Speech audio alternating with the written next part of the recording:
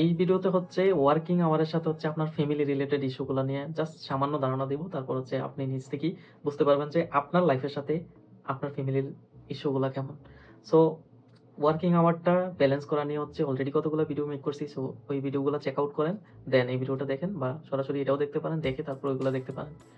তো আপনি যখন হচ্ছে ওয়ার্কিং আওয়ারটা কমিয়ে নিয়ে আসবেন, পজিটিভিটি অনেক আছে। এখন আপনি যেই লাইফে আছেন, যেই জবে আছেন, আর এটার ওয়ার্কিং আওয়ার আমি ধরে নিচ্ছি 10 ঘন্টা 12 ঘন্টা ডেইলি, আর আপনি উইকলি মানে 6 দিন হচ্ছে কাজ করেন। বাংলাদেশে এটাই চলতেছে, উইকলি 6 দিন।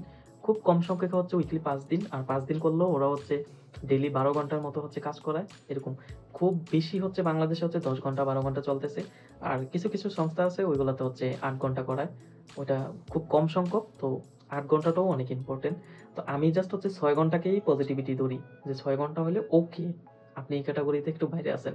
বাট যাদের ওয়ার্কিং আওয়ার হচ্ছে 6 ঘন্টার থেকে বেশি, আবার হচ্ছে উইকলি 6 দিনে মানে 5 দিনের বেশি, তাদেরকে নিয়ে কথাগুলো বলতেছি, তাদের ফ্যামিলি ইস্যু নিয়ে। এখন আপনি যে আপনার জব লাইফে চলে আসছেন, আপনি এই যে দিনে 24 ঘন্টা 24 ঘন্টা হওয়ার পর আপনি আপনার ফ্যামিলির সদস্য যারাই আছে, মনে করেন যে আপনি হচ্ছে আপনার ওয়াইফ আছে, দেন বাচ্চা আছে, এটা একটা টপিক হতে পারে। তারপর হচ্ছে আপনার মা বাবা আছে। তো আমি হচ্ছে ওয়াইফ অ্যান্ড বাচ্চাকে নিয়ে আগে বলতেছি, দেন হচ্ছে মা বাবা ইস্যুতে যেতেছি, দেন অন্যগুলো। তো আপনি যখন হচ্ছে সকালে ঘুম থেকে ওঠার পর আপনার যদি মানে সকাল 9টা থেকে অফিস করতে হয়, দেন হচ্ছে আপনি সকাল ঘুম থেকে ওঠার পরেই নাস্তা করেন, দেন হচ্ছে বের হয়ে যান অফিসের উদ্দেশ্যে। আর রিটার্ন বাসায় আসেন হচ্ছে কয়টায়? অবভিয়াসলি রাত হয়ে যায়, রাতের 9টা। যদি 12 ঘন্টা কাজ করেন, সকাল 9টা থেকে রাত 9টা, দেন 10টায় চলে আসলেন।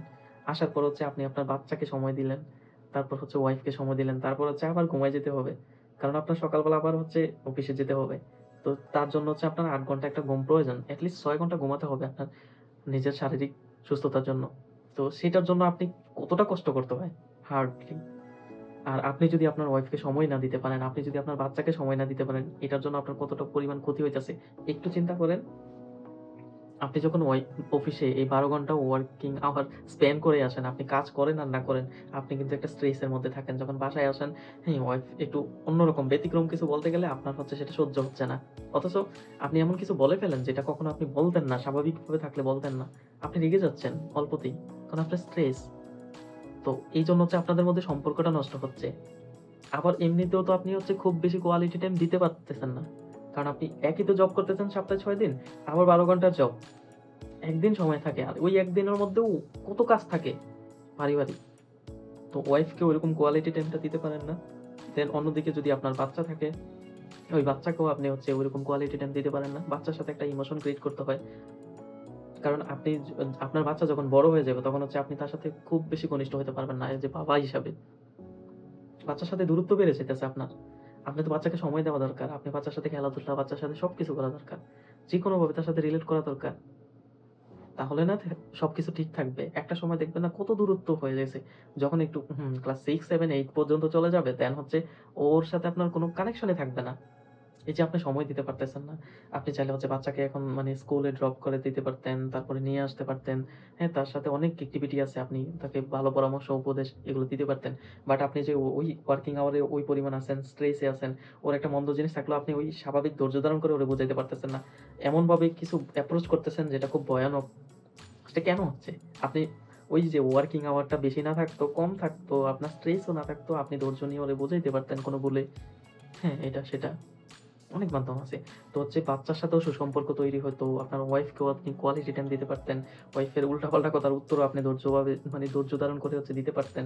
কোনো ঝামেলা হইতো না, সম্পর্কের মধ্যে বিবাদ সৃষ্টি হইতো না। আর ওয়াইফের সাথে সম্পর্কের বিবাদ সৃষ্টি হওয়া মানে হচ্ছে এটা কি পর্যায়ে চলে যায় সেটা তো ভালো করেই জানেন। এরকম আপনার বাচ্চা আপনার দিকে তাকায় থাকে যে আপনি ওরে সময় দেন। আপনার যখন ছোট বাচ্চা থাকে তখন হচ্ছে হ্যাঁ, বাবার জন্য কতটা অপেক্ষা করে। বাবাকে কাছে পাওয়ার জন্য। সেই জিনিসটা সেটা থেকে বঞ্চিত হইতেছেন এই যে ওয়ার্কিং আওয়ারটা ব্যালেন্স না করার জন্য। আর আপনার মা-বাবার কথা এখন আসুক, যে মা-বাবা, এই যে মা-বাবা হচ্ছে আপনাকে বড় করলো, দেন হচ্ছে স্বপ্ন দেখাইলো। আপনিও স্বপ্ন দেখেন, দেখে এই পর্যায়ে চলে আসলেন, জব করলেন। হ্যাঁ, এই জবে আসার স্বপ্নটা তো ওই এন্ট্রি লেভেল থেকে ওনারাই দেখাইছেন। তো এই ওনারা যখন একটু বয়স্ক হয়েছে দেখেন, তখন হচ্ছে আপনাকে কাছে পেতে চায়। আপনার সাথে সময় কাটাতে চায়। কিন্তু আপনি কি সেই সময়টা দিতে পারতেছেন? ওনাদের সাথে কথা বলার সময় পাচ্ছেন? অনেকেরই দেখা যায় বাংলাদেশে হচ্ছে যারা জব লাইফে আছে তাদের থেকে দূরে থাকে হচ্ছে মা-বাপ। তো তাদেরকে সপ্তাহেও তো ১ দিন সময় দেওয়া যাচ্ছে না। যে ১ দিন গিয়ে দেখবেন, আড্ডা দিবেন, কথা বলবেন, এটা হয় না। মান্থলিও অনেকের হয়ে ওঠে না। অথচ ওই মানুষগুলার এখন আপনাকে প্রয়োজন এই বয়সে। আপনি চিন্তা করেন, আপনি যখন মানে বৃদ্ধ হবেন, আপনার যখন কোনো কাজ থাকবে না, আপনি যখন বাসায় শুয়ে বসে কাটাবেন, তখন আপনার কাদের সাথে সময় কাটাতে মন চাবে? কাদের সাথে একটু কথা বলতে মন চাবে? একটু থিংক করেন। দেন আপনার কাছেই উত্তর চলে আসবে। obviously family person. আর সবচাইতে বেশি হচ্ছে নিজের সন্তানগুলাকেই কাছে পেতে চায় বৃদ্ধ বয়সে। তাদের সাথে একটু কথা বলতে চায়। তো সেটা আপনি দিতে পারতেছেন না। শুধুমাত্র আপনার লাইফে ওয়ার্কিং আওয়ারটার ব্যালেন্স নাই। ওই ব্যালেন্সটা করার জন্য হচ্ছে এগুলা এখন ডিস্ট্রয় হইতেছে। ওই ইমোশনটা দিতে পারতেছেন না, ওদেরকে সময় দিতে পারতেছেন না। কত সমস্যা হইতেছে। জাস্ট ফ্যামিলির লেভেল গুলা দেখেন। জাস্ট এই ফ্যামিলিতে হচ্ছে পুরো ১৪ গোষ্ঠী রিলেট থাকে। অনেক অনুষ্ঠান আয়োজন থাকে, সেগুলোতে আপনি যেতে পারেন না। হ্যাঁ? নির্দিষ্ট পরিমাণ ছুটিও নিতে পারেন না ওই সময়গুলোতে। এগুলো কেন হচ্ছে না? ওয়ার্কিং আওয়ার ব্যালেন্সের জন্য। আর সেগুলো যদি কোনো একটা নির্দিষ্ট কাঠামো থাকতো, তাহলে আপনি যেই কোনো সময় আগে থেকেই প্ল্যান করে সবকিছু করে রাখতে পারতেন। আপনার ওই যে দাসের মতো নতজানু হইয়া হচ্ছে আপনার ছুটি চাইতে হইতো না। কারণ আপনি আপনার ওয়ার্কিং আর কর্পোরেট কালচারে আপনি আপনার কাজটা কমপ্লিট করে দেন হচ্ছে আপনি চাইতে পারতেন। যে আমার ঐদিন ছুটি লাগবে অত ঘন্টা, বা আমার কাজগুলো আমি কমপ্লিট করে রাখছি, দেন আমি লিভ নিতে পারতেছি। ওয়ার্কিং আওয়ার যদি থাকতো এরকম সিস্টেম। সেইজন্য বাংলাদেশ কর্পোরেট কালচারে ওয়ার্কিং আওয়ারটা ডেফিনিট করে দেওয়া খুবই, খুবই, খুবই প্রয়োজন। উইকলি কত ঘন্টা? সেটা দরকার। বাংলাদেশের ইকোনমিক দিক দিয়ে চিন্তা করলে যত বেশি রাখা যায় তত ভালো। বাট এটা তো ভালো হলেও আমরা স্বাভাবিকভাবে হচ্ছে নিজেদের স্যাটিসফ্যাকশন লেভেলটা আগে প্রয়োজন। আপনি সুস্থ থাকলে আপনি দেশের জন্য কিছু করতে পারবেন। আপনি ভালো থাকলে দেশের জন্য কিছু করতে পারবেন। আর আপনি কিছু করা মানে দেশের জন্য অটোমেটিক্যালি ভালো হওয়া। কিন্তু ওয়ার্কিং আওয়ারটা যত বাড়াই রাখতেছে, তত দেশের ক্ষতিই হইতেছে। এমন কোনো কান্ট্রি নাই যেটাতে হচ্ছে খুব বেশি হচ্ছে ওয়ার্কিং আওয়ার বাড়ায় রাখছে আর সেই দেশের ইকোনমিক লেভেল অনেক বেশি গ্রোথ হইতেছে। নাই। উল্টো যেই দেশে হচ্ছে ওয়ার্কিং আওয়ার নিচের দিকে আছে, কম, খুবই কম, সেই দেশগুলা খুব বেশি গ্রো করতেছে। কারণ কম হলে হচ্ছে কর্মসংস্থান হচ্ছে অনেক বেশি। যে কাজটা একজনে করতেছে সেটা এখন ২ জনে করতেছে। মানে দেশের জন্য সেটা ভালো। খুন খারাপি, রাহাজানি, মানে ক্রাইম রেট বাড়তেছে না। ক্রাইম রেট হচ্ছে না, একদমই হবে না। কারণ সবার পকেটে যদি টাকা থাকে, ক্রাইম করার কোনো মানে আছে? স্বাভাবিক লাইফ স্প্যান করতে চাইবে সবাই।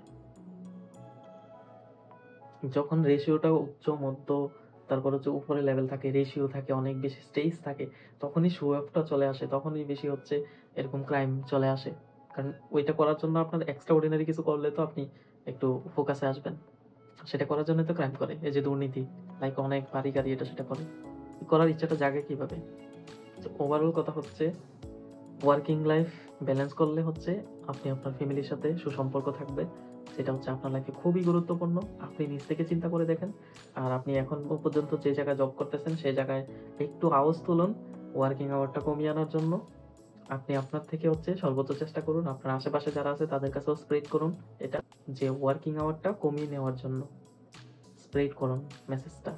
প্রত্যেকের সাথে শেয়ার করুন।